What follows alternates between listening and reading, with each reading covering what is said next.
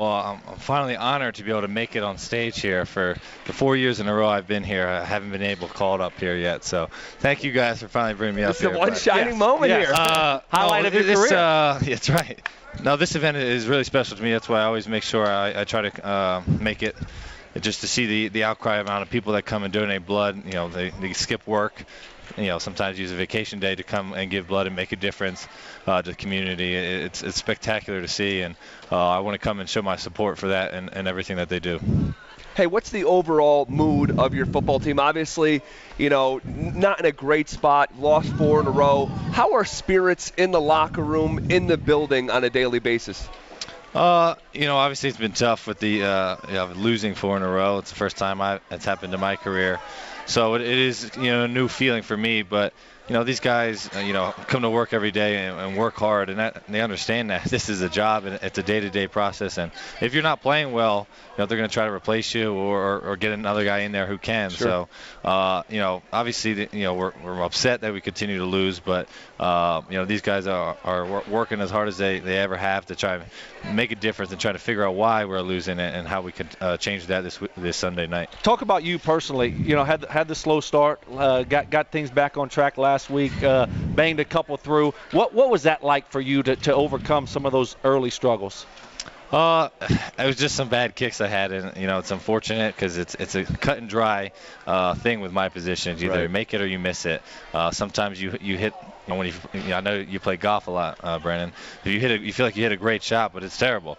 And I just had some bad kicks, and I wasn't too worried, about my mental stability or anything, or my confidence or anything like that. So I just had to go back out there and have the opportunities to make the kicks to kind of get over that. How frustrating it is, like against the Chargers, where you don't, get any opportunities, right. And you want to be, you're chomping at the bit to get back out there. Then you have to go a whole another game without getting an opportunity. Then you have a bye week, and you have to just kind of just sit there and I want to get another opportunity to get out there and get this thing back on track.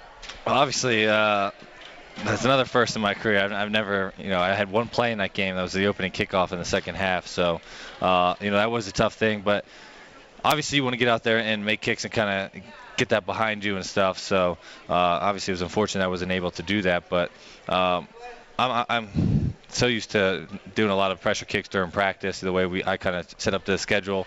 Now that I'm kind of a veteran now, I'm able to kind of make the schedule a certain way to add pressure onto me in the practice game. So, but it was good for me to go back to my home city and have 2 50-yard field goals in front of all my fans there. I mean, how many fans and friends and family and fans did you have in Philly? The stadium holds 69,000, so I like to say 69,000 were there to see me. But Did you buy all the tickets?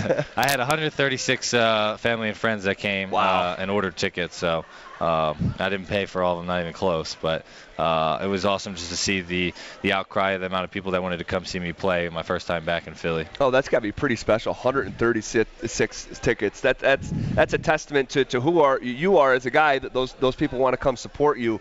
I got to ask you about the landscape of your season right now. Obviously, you've dropped a couple, but there's a long stretch ahead.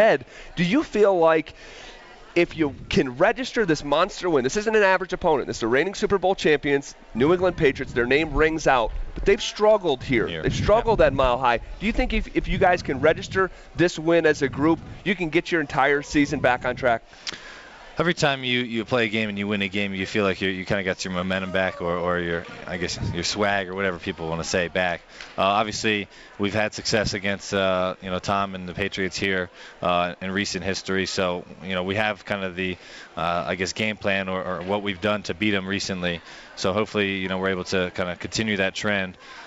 It is halfway through the season, and the division leaders, I think the Chiefs are 6-3, if I'm correct. So I think everyone's within 2 games of the division. So you don't want to get too far looking down to where, let me see if you can win this game, lose this game.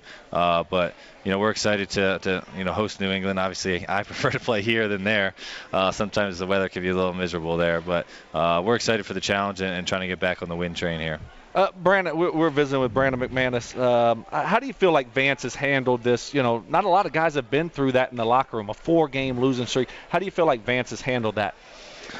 Obviously, it's been difficult for him as well, but he has coached a little longer, so he has the experience. He said he's lost a 4-game losing streak before. And he asked the question to our whole locker room, how many people? I think 3 people before have lost 4-game losing streaks. Wow. Not many, but he basically was giving us a game plan or a path of what it takes to kind of get over that, and you have to keep grinding and keep showing up to work every day, with a mentality that.